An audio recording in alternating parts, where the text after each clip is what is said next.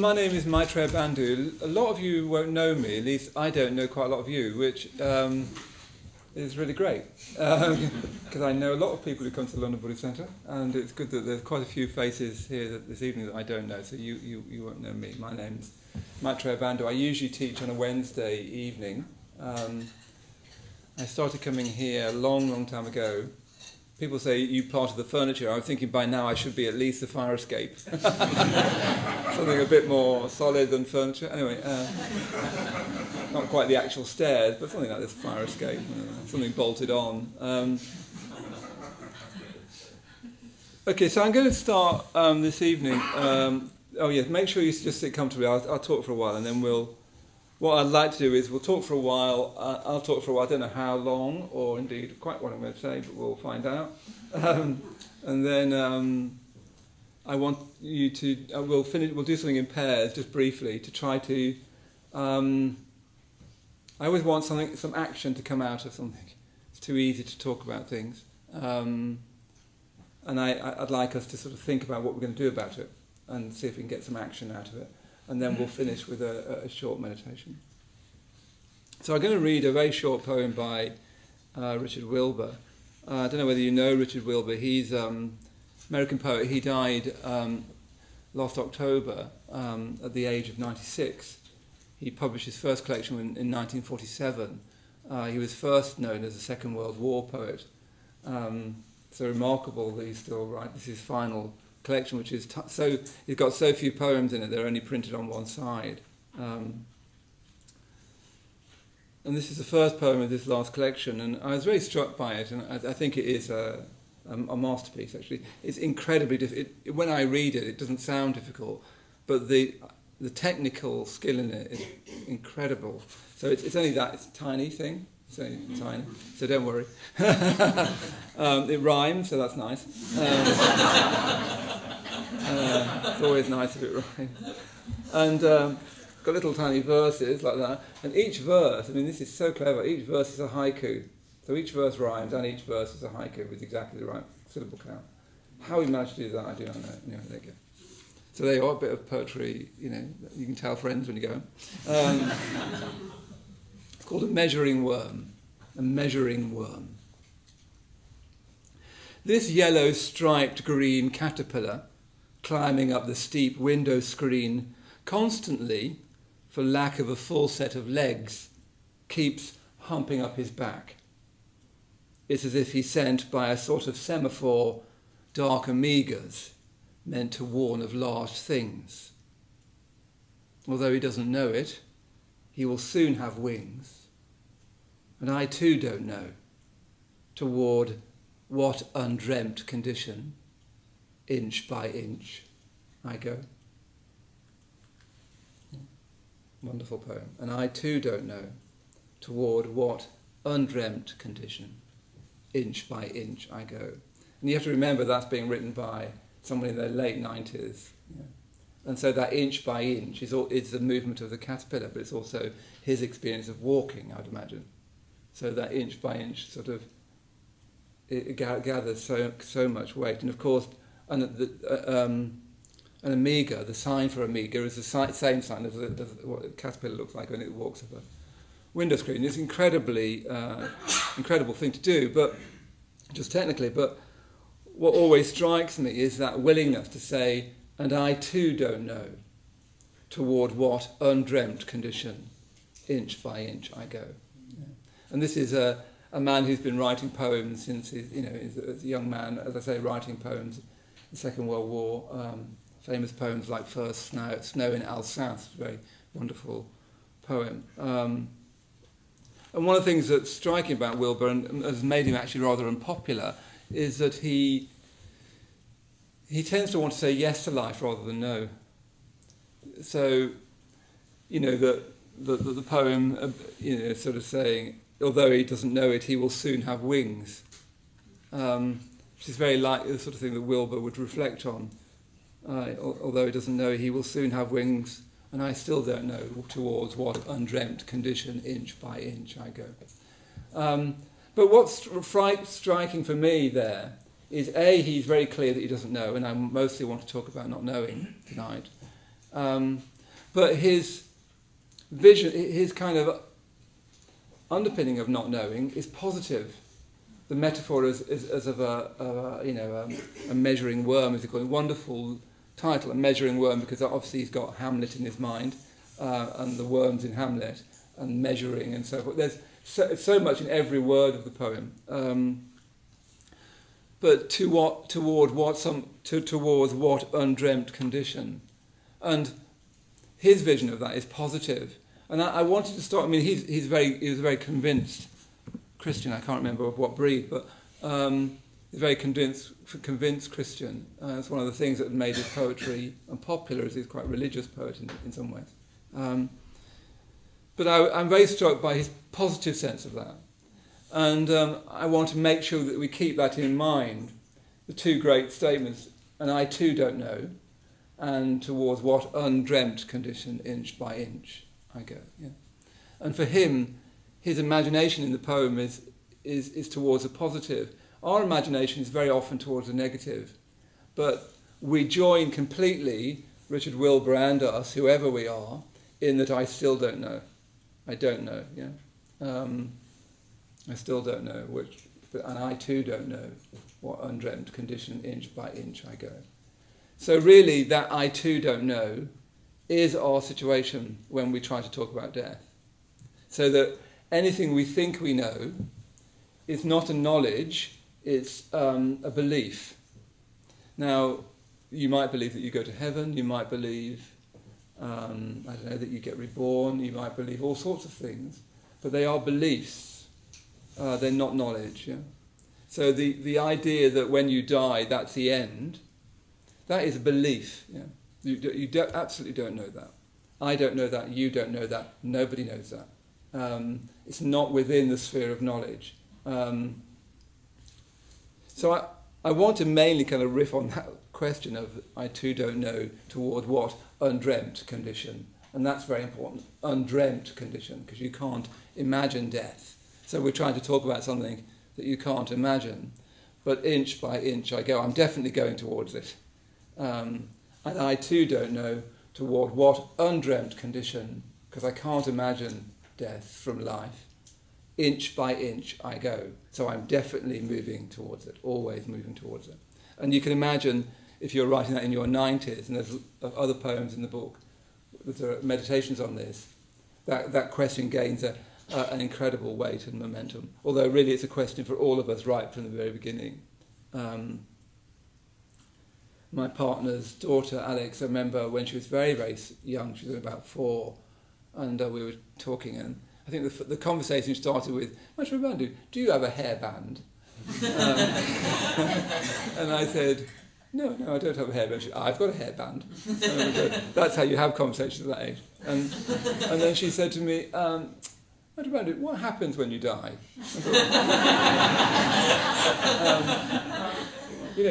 I didn't even know that she had the word then. She was like 4. And she said, what happens when you die? I thought, oh, this is a big question time.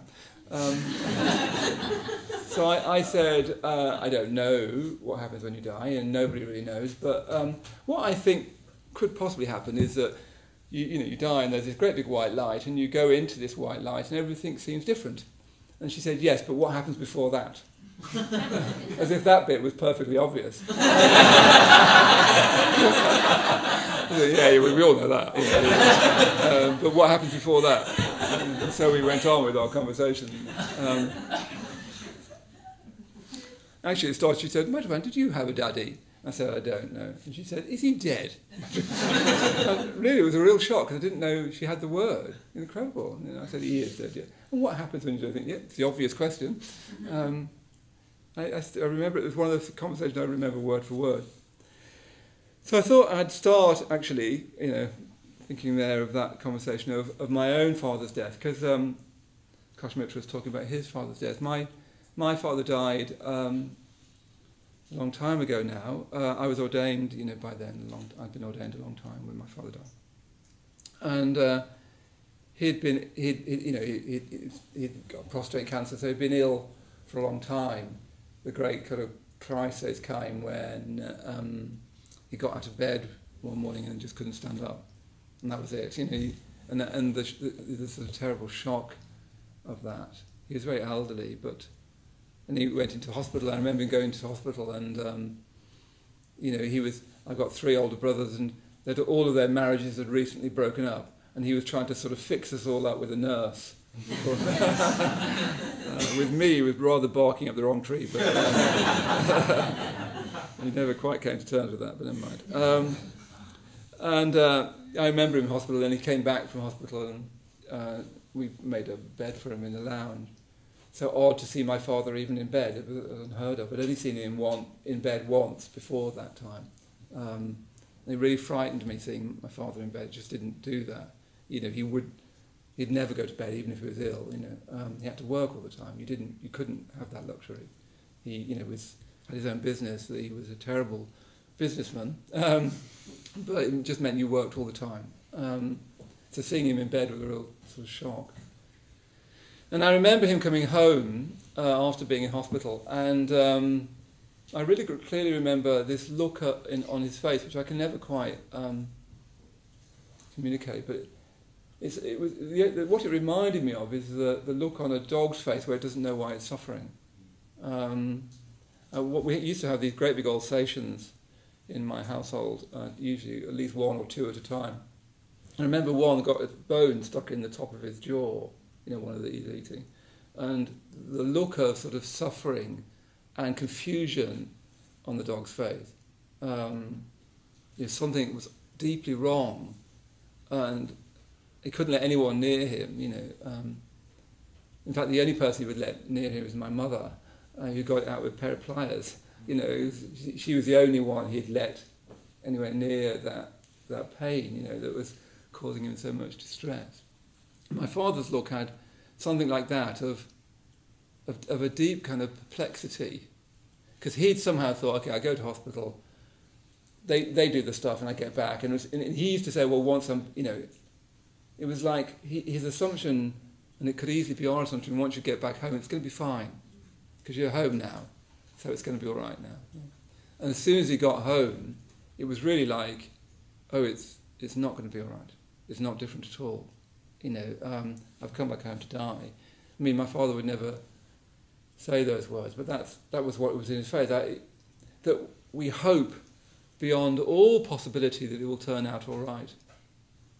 And I think that's so deep for us that we don't know it, that we hope beyond all possibility that somehow things will turn out all right.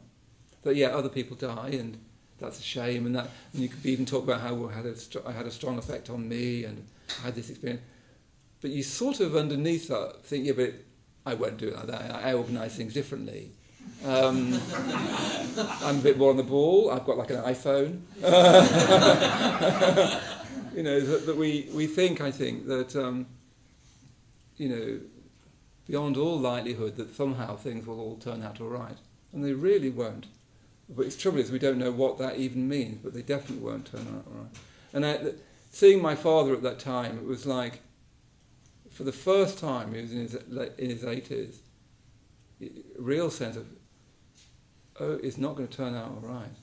And the confusion in his face and pain, And I come from a very English background, so, you'd never hug my father. It was undoable. You certainly couldn't say emotive words like "I love you" and others. I remember thinking I should say something like that. It would just be like talking in Hebrew to my father. I don't know that he had a hip smattering of Hebrew. So I remember I used to shake his hand every time I left to come back to London, and hope by shaking his hand somehow that all of my love that I felt for him somehow could come through that, which I sort of think it did. You don't want to force your own culture onto someone. He would have just found it all just terribly difficult. And I used to say, "See you then, Dad," And I really remember. I mean, my hands are very like his, and I remember the dryness of his hands as I shook his hand. Anyway, death, like life, is never convenient. So you never know when it's going to happen. That's one of the great difficulties for the living, is you can't pencil it in. So you never know quite when do you step out of your life and just go back. Like I was living here in London. I was teaching then at the centre here. When do I sort of think, okay, I can't do that anymore. I need to go home with my dad, who I loved, loved and loved very much. And I thought he seemed all right. So I just basically carried on my life. And I remember that time, I seemed to be on trains an awful lot, going after a class, going late in the evening, going back to Henley and Arden, where I come from, and spending a few days with my dad and then coming back to do some of the teaching, because I had meetings. And then I was on a weekend retreat, and I got the phone call from my brother saying, look, I think he is dying. And it was in Waterhall, which was before we had Vidrasana, which was before we had the new Vidrasana. I think it was a retreat for men who'd asked for ordination, and I was doing it with Ratnagosha. And I remember this terrible sense of panic. And I had to get back, and very difficult to get back to Henley and Arden from where I was. So I had to go to Bury St Edmunds and get a train to Peterborough, I think, or get a train then from there to Birmingham, and then my brother picked me up in Birmingham. And I remember, I hope this isn't shocking, but I bought a packet of cigarettes. I don't smoke. You've got to do something. So I bought this packet of cigarettes. I feel like your head's extending, doesn't it? I bought this packet of cigarettes. But what struck me remembering it, and we'll get on to some points in a minute, I told myself not to tell this story at too much length. What I remember, and I don't know whether you've experienced this yet, is this terrible fear and panic, but with no object. All you'd had so far, all I had that so far was the news, a phone call. And all you feel is I've got the space between me and them that's got to disappear as quickly as possible. But the world won't move like that. So I was waiting for ages for the train, and this horrible sense of panic. There's a physical sense, like you're in danger, but there's no danger. And I think it was Peterborough or somewhere like that. And this you can see how long ago it was. We didn't have mobile phones. And I remember making a phone call at Peterborough station, waiting for the next train, which seemed an incredibly long time. And my brother, my next oldest brother, he said he's just died. And then my brother burst into tears. I've never heard my brother cry. It's unthinkable, my brother crying. And there I am. I'm standing in this kind of what seemed a godforsaken railway station. Peterborough's in the middle of nowhere, and the smell of pies and chips, and there's death, on the phone, and my brother crying and saying he's literally just breathed out, and there I am,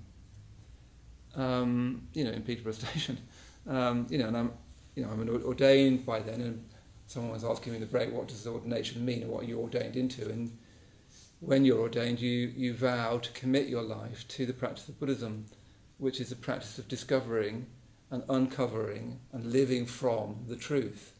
So there I go. I've been practicing for many years by then.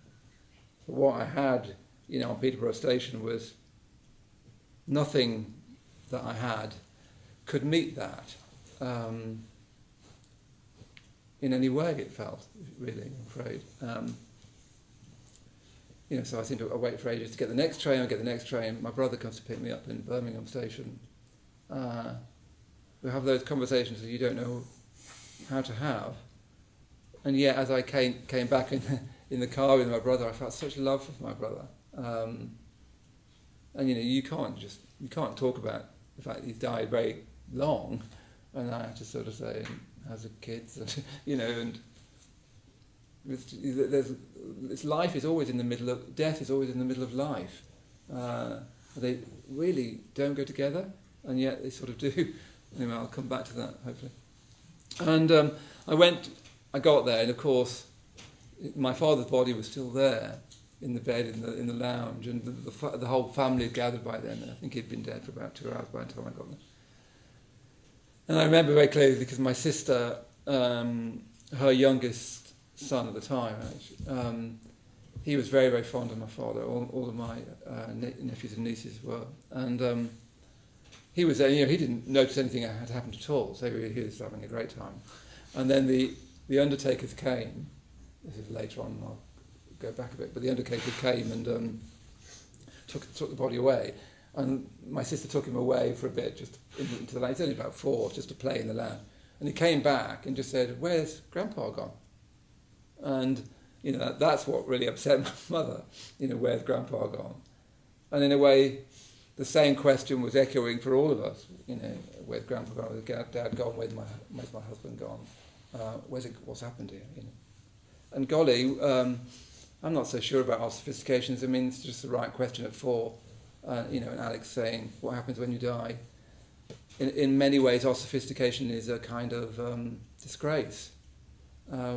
It as much as so often it's point missing. Most of us never get beyond about the age of 8 or 9 emotionally, but we've got this huge kind of intellectual faculty. What's the point of that? If you can't keep on going back to ask those completely basic questions, where's Grandpa gone? What happens when you die? What happens before that? And what I said to Alex is, well, if you've hurt people, you say sorry to them, and you thank people for them helping you.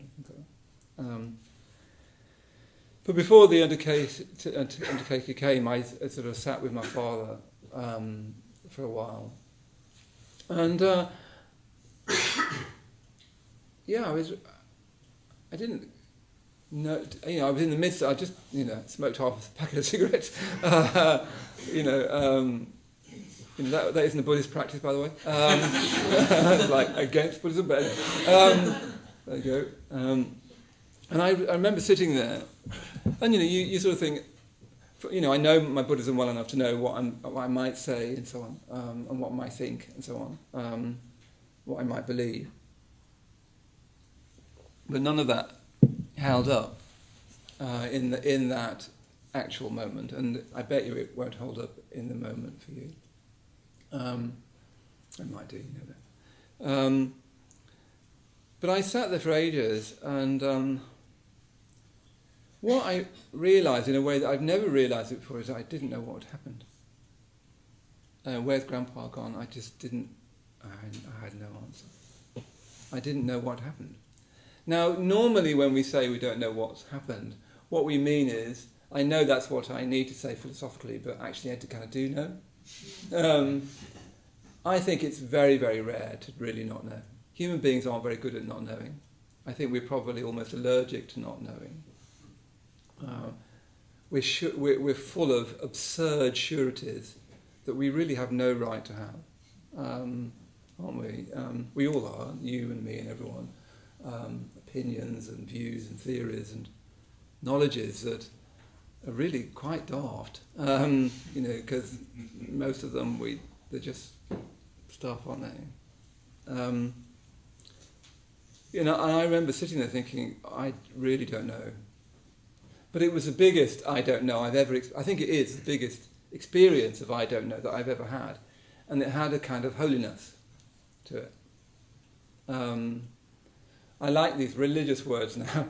I used to be very averse to them, but and I use religious words very metaphorically. I don't believe in a holy ghost and so on, but holiness metaphorically captures a range of experience that is beyond language and which is soiled by ordinary speech, and especially by opinion. But I had this incredible sense of I really don't know. I mean, I really don't know.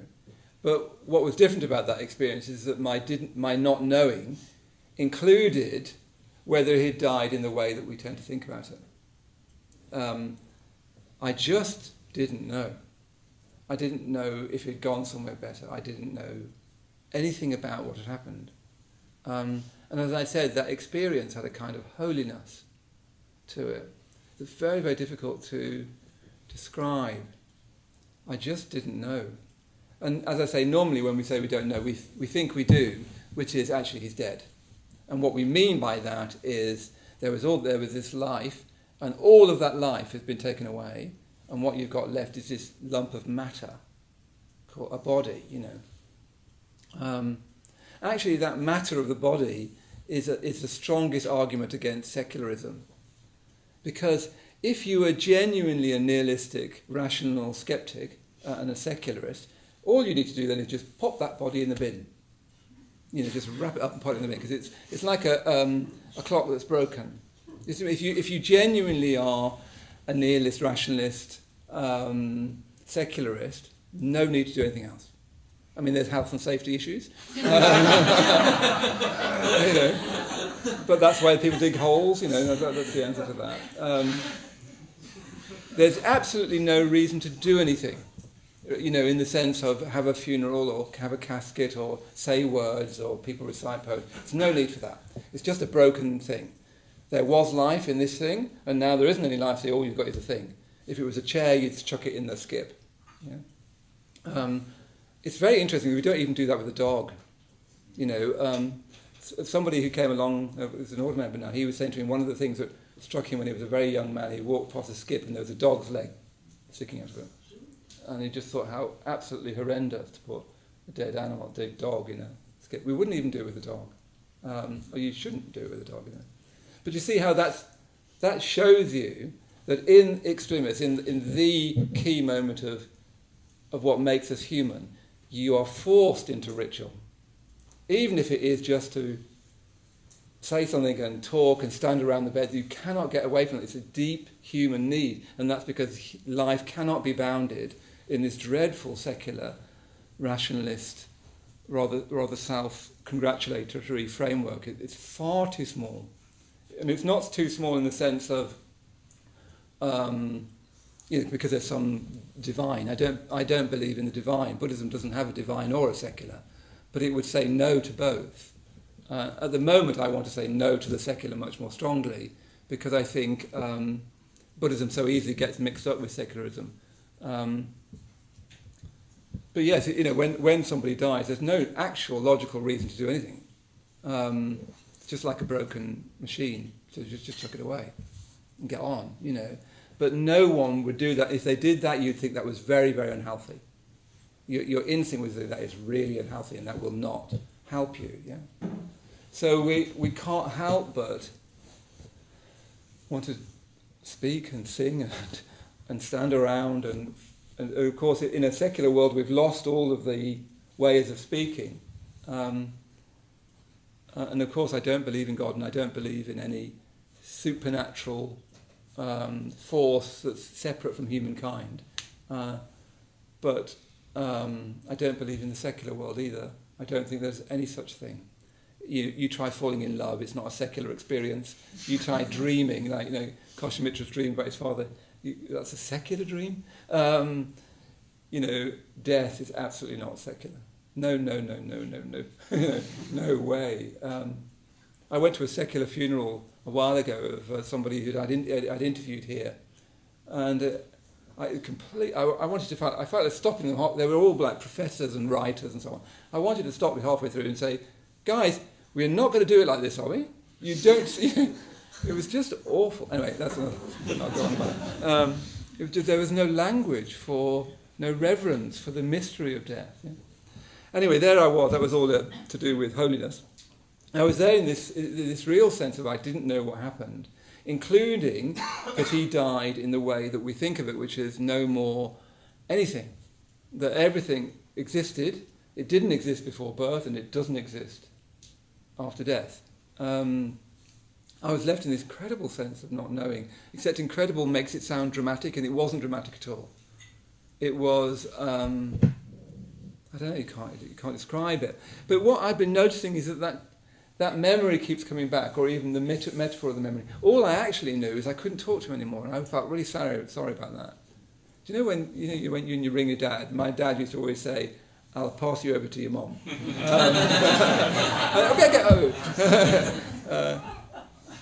But just I can't even remember it now. But just the way he used to say hello to me, it was like that was it. That was all I needed. His voice to say hello, hello, Dad, and he'd say, "I'll pass you over to your mom." All I knew was I couldn't do that. I wouldn't be able to talk to him anymore. And I felt terribly sad about that, but I didn't know anything else. And I keep going back to that. And I was wondering, I was talking out loud, as I usually do in a group I'm running, and I was wondering, why do I keep going back to that? What is that experience of not knowing? Because it's much deeper than any experience of not knowing I've ever had. In fact, I didn't realise not knowing could go so deep. I didn't realise that not knowing itself could be a sort of holiness. Holiness. And then I sort of think, so what I realised thinking back on it is I had no view. I had no view. And it was wonderful. I had no view. And having no view was so lovely. It was so blessed and such relief. I had no view.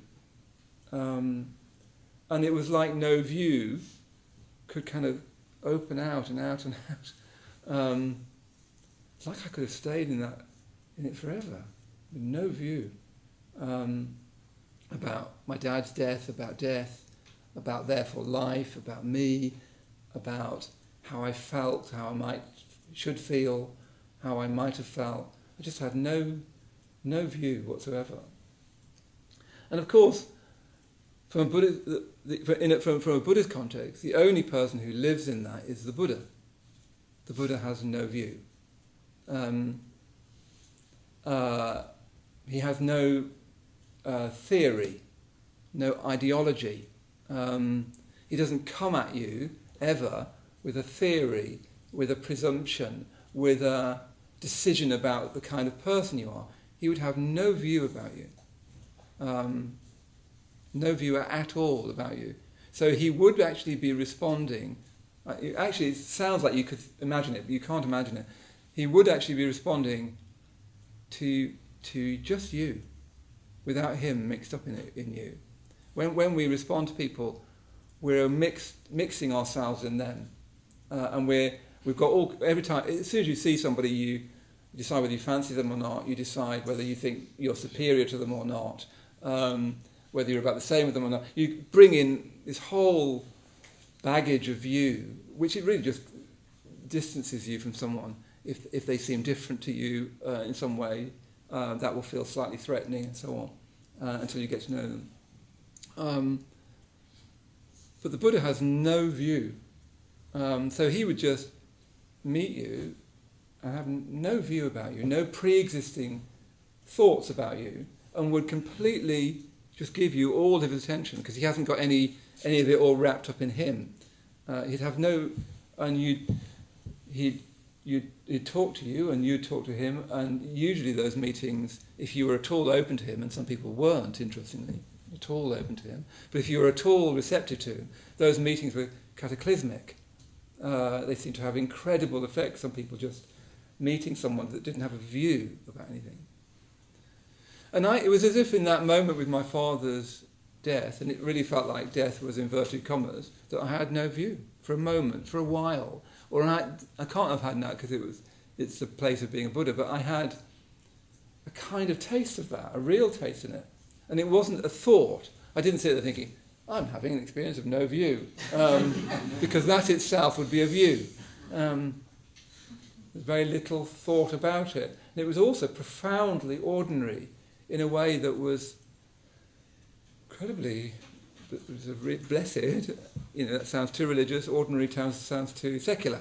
There's no words for it. I had no view. So that's not possible to live like that. And over the time, the experience, and even the word experience is too strong, because it didn't feel like an experience. I'm now having this experience. That's too personal and psychological. It was just like I'd been in a room where I was really frightened and something. You couldn't even say upset. It's like your body goes into alarm with smoking cigarettes. And then I got into another room where I didn't have any view. And then that sense of no view, which seemed to be there for quite a while, lingering quietly in the edges of myself, which I might come back to this, but the other way you could talk about it is beauty. But the trouble is that sounds too beautiful. But there's something, it was touched by beauty. And that seemed to continue for a bit. And I remember, for instance, thinking, there's a funeral, but I need to go back to London and set up go back to my life here. And I remember, I couldn't remember my life here. I live at the Buddhist Centre, I teach Buddhism. And I thought, it was weirdly like I couldn't remember it. It seemed such a long way away. My life, how would I do things? imagine my life.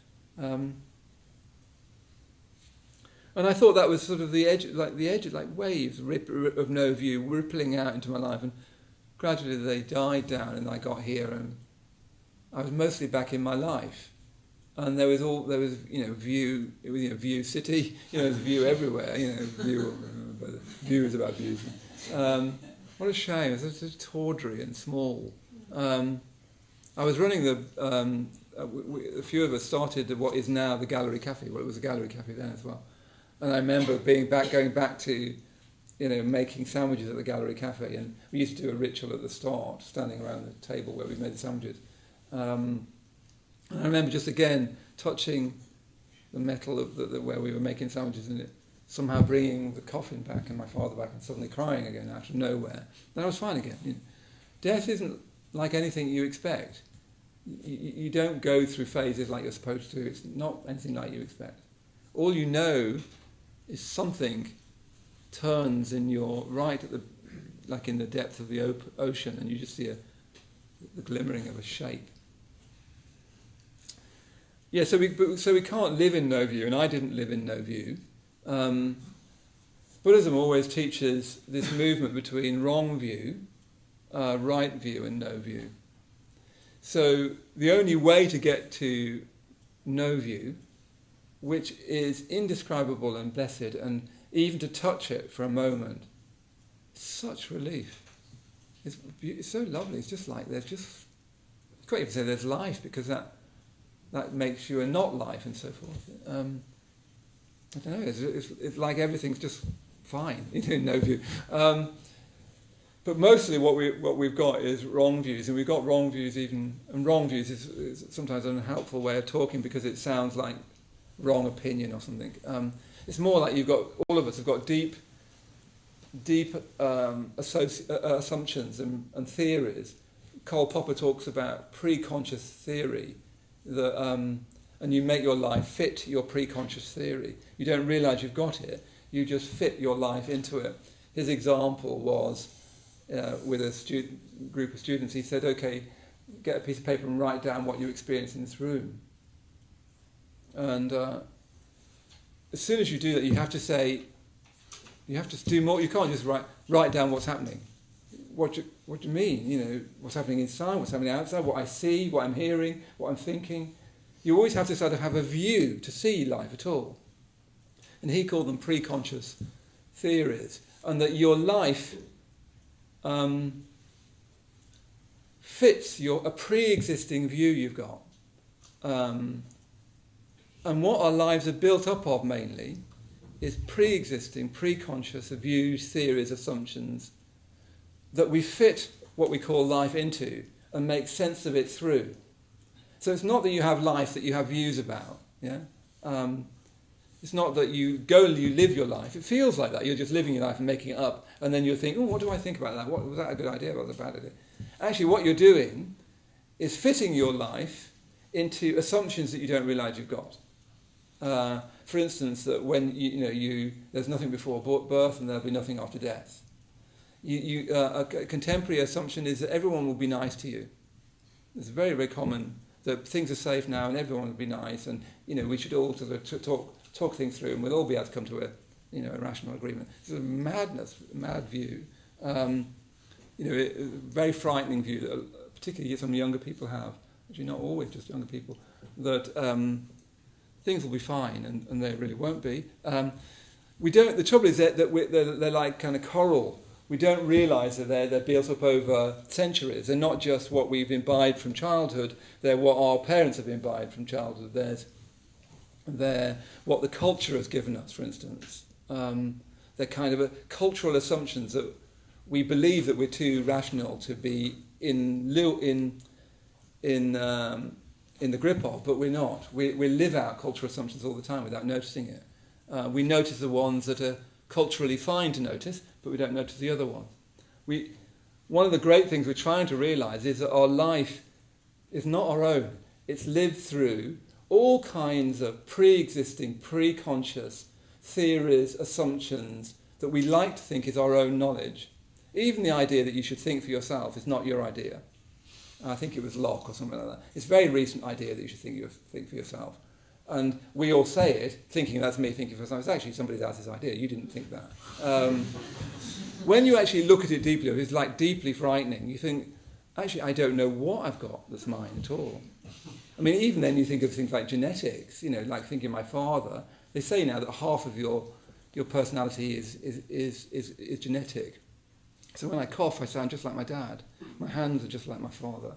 I've got his ears, unfortunately. And I met my brother the other day, and he was counting on his fingers exactly like my father did. So much of what we call you is actually other people. And you know that because you meet someone and you meet their brother, and you think, well, the things that I thought were like particular to you, they've got it as well. It's really spooky. So I'm talked longer than I meant to. So I want to try to find a way of taking this into something that we can actually usefully think about. So the first thing to be really clear about is we don't know. And if we think we know stuff, which we all do, naturally and humanly, you can't live without it. You can't live with no view. You'd go without being a Buddha. You'd go mad. It would be too dangerous. Try to assume that your views, all of your views, are pre-conscious theories that you're fitting your life into, including simple things like whether people like you or not. I mean, one of my very strong views was a kind of sense of self-disparagement. Self-hatred is the way it's often talked about, but I didn't like myself very much, or at least I was very complicated about myself. When people say they don't like themselves, it's never as clear as that. If it was, it would be quite straightforward. So I don't like myself, so that's fine, I'll watch Timmer. Actually, usually you always have the opposite. When you don't like yourself, you always think you're absolutely wonderful and people haven't noticed, and that's not fair. You actually think you're like the pop star in your life, but nobody's kind of applauding. So you hate them for not applauding, you kind of hate yourself for wanting to be that person. It's like weirdly complicated. So take it from me, having lived quite a lot of my life in that kind of view of self-hatred, very, very what it is really is complication. You think you're dreadful, and you think you're the bee's knees, and you're an unrecognised darling of the, and that's why you hate yourself, is because nobody seems to be worshipping you enough. It's very, very odd. It's going all the way down and weirdly all the way up. You think both wonderful, and I had all that, yeah. And if you have that pre-existing view, you fit your life into that view. Oh, they're feeling critical of me. I remember very early days I came here. I went on a retreat and we sat down to meditate at the start, and this guy came in who I'd met on the retreat and chatted to. And he sort of looked at me slightly, and I thought, there you go, he doesn't like me, thinking, he's here. And I had all these stories, he doesn't like me, blah, blah, blah. I thought, that's so it's always happening to me. People don't like me. What's wrong with me? I'm fine. It's not. They say I'm not fine, but I am fine. But perhaps I'm not fine. No, I'm not fine. And then we had a cup of tea, and he came straight up to me saying, "Lovely to see you. I was really pleased to see you." But I'd completely read that look into a pre-existing view, which if he had gone away at tea break, I just thought that was true, because it wasn't that I was making those feelings up. They were real feelings, but they were based in a view. Another example I've got is, really good friend of mine didn't get into Oxford, which is a university in England. When he tells his life story, that was a big event in his life. Didn't get into Oxford. Absolute catastrophe. Everybody thought he would. He thought he would. His life fell apart after not getting into Oxford. Really, really, really almost destroyed his life. I didn't get into Oxford. It was fine. It was fine. Nobody expected me to get into Oxford. I would never have dreamt of getting into Oxford. And I didn't get into Oxford. So it's fine. I didn't apply. So it's fine. I went to Goldsmiths Art College, where I smoked dope and looked out the window. And that was fine too. You know what I mean? So it's very striking with this friend of mine. It really did. It's a massive life event in his life. Didn't get to Oxford. Really, really upset about it. It created all this questioning about who he was. But it's just to do with the fact that he thought he might and other people thought he might. It's nothing to do with reality. But you see how it's very difficult to argue, because you think the emotions are very, very real, absolutely real. It wasn't making it up. It was very, very painful to him.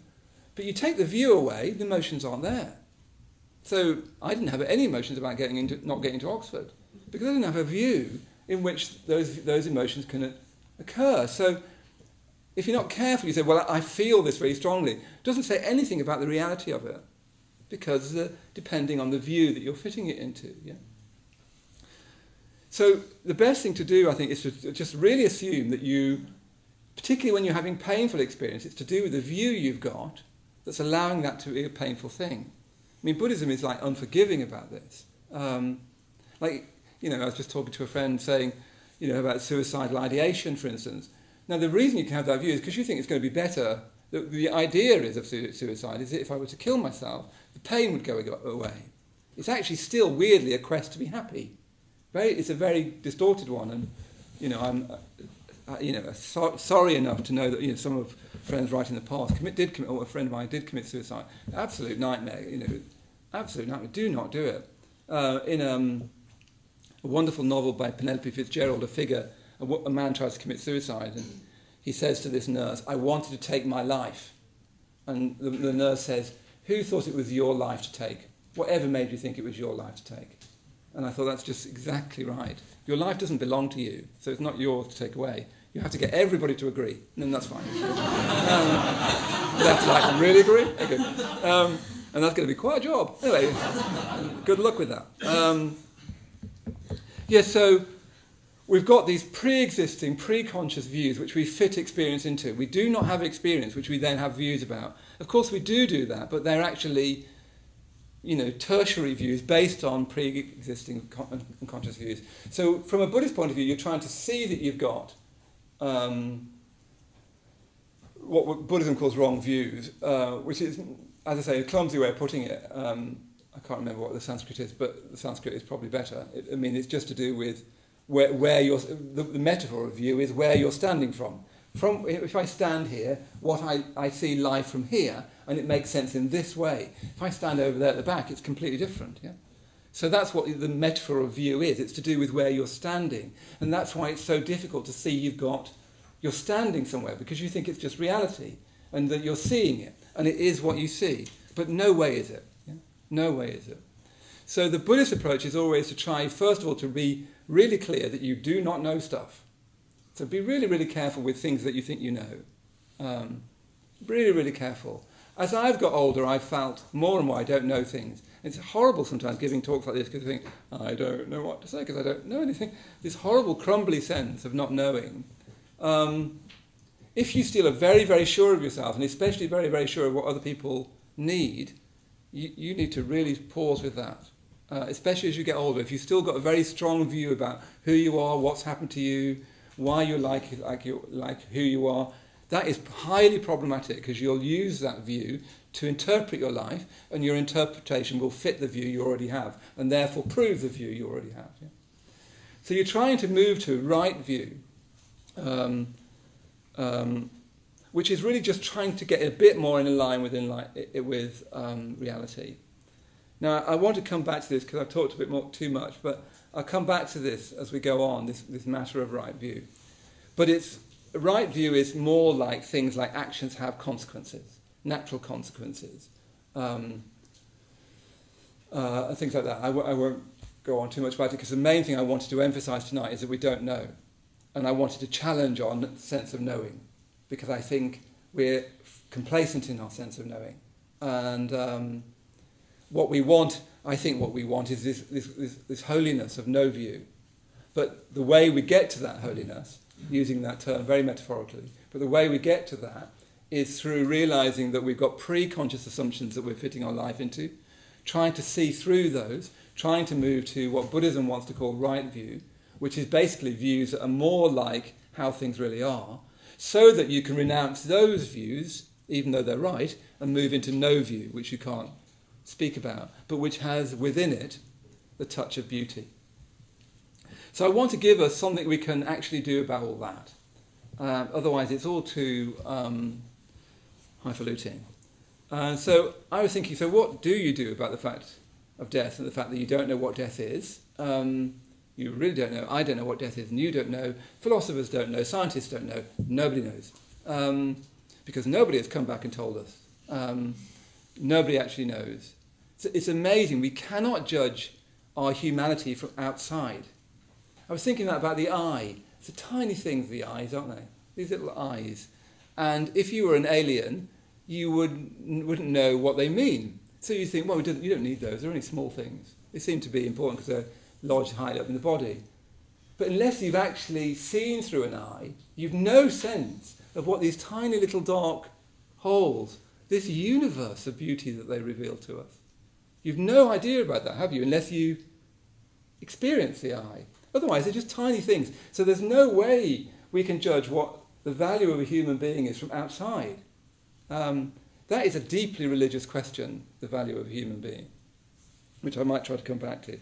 Anyway, let's not go there just now. So what I was thinking is that, we do definitely know we're going to die, inch by inch. To what undreamt condition, inch by inch, I go. So we definitely know. We don't know. I do not know towards what undreamt condition, inch by inch, I go. But we know that inch by inch we're definitely going there, and we don't know how far away it is. It could just be a few inches away. We do not know, which is terrifying in itself for you to grasp that.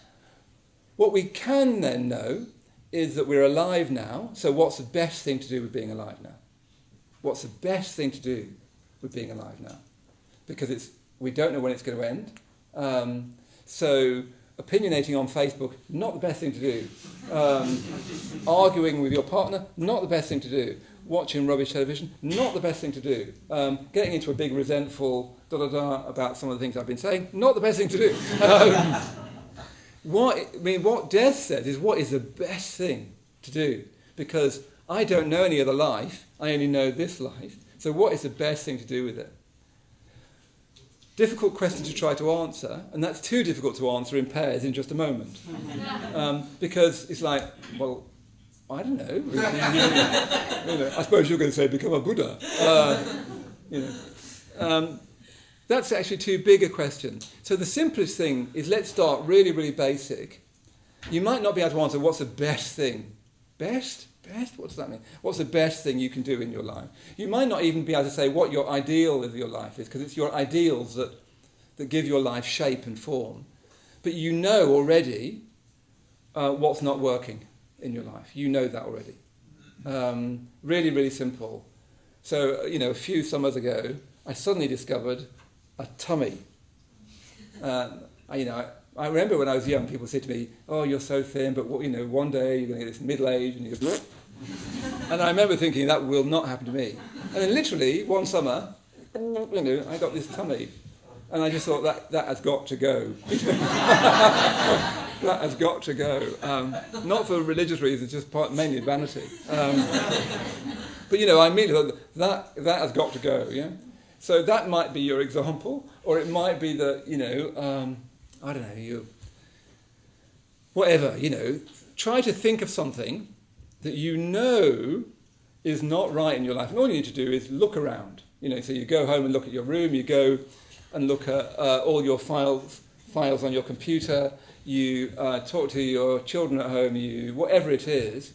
What do you know already is not a good thing to be doing with your life that you can stop before you come next Monday? Okay? That you can do something about or stop before you come next Monday. Something that you actually know, and it can be the tiniest thing, like my handbag is full of and I need to, and that's every time I reach into it, I get irritated because I can never find anything. So there you are. There's something you can do. You can do that by next Monday. Is sort your handbag. Yeah.